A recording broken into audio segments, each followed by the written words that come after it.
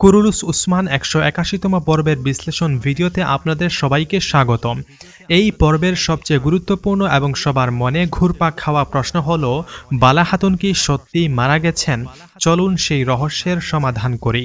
বালা খাতুনের কি হলো? প্রথমেই বলে রাখি, বালা খাতুন কিন্তু মারা যাননি। বেগম খাতুন যখন বালা খাতুনকে একটি কুঁড়ে ঘরে আটকে রেখে আগুন লাগিয়ে দেয়, তখন তার সঙ্গে আরও দুজন নারী ছিল।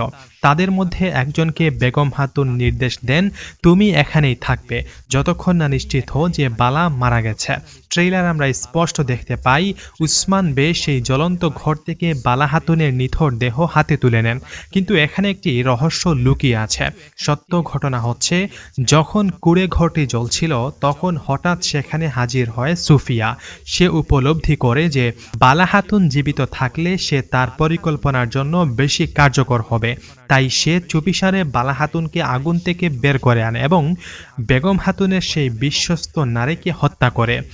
এখানে যখন সুফিয়া বালা খাতুনকে বের করে আনবে, তখন তার সাথে হালিমাও থাকবে। কিন্তু হালিমা সেই মেয়েটিকে হত্যা করবে না, সুফিয়া মেরে ফেলবে। এরপর সে সেই নারীর হাতে বালা খাতুনের আংটি পরিয়ে দেয়, যাতে দেখে মনে হয় ভিতরে পড়ে যাওয়া দেহটি আসলেই বালা খাতুনের। সুফিয়ার উদ্দেশ্য কি তাহলে? সুফিয়া আসলে বালা খাতুনকে মারতে চায় না, বরং সে উসমান বের বিরুদ্ধে একটি গভীর ষড়যন্ত্রের পরিকল্পনা করছে। সে চায় উসমান বে প্রচণ্ড সুখে ভেঙে পড়ুক এবং তার মনোবল দুর্বল হয়ে যাক।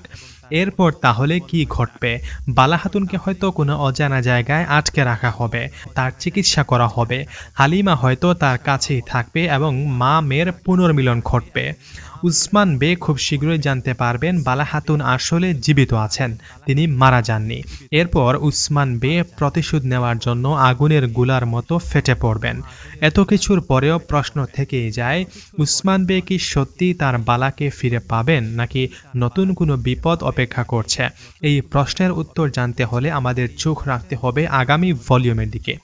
আজকের ভিডিওটি যদি ভালো লেগে থাকে তাহলে অবশ্যই একটি লাইক দিবেন এবং কুরুলুস প্রেমীদের সঙ্গে ভিডিওটি শেয়ার করবেন।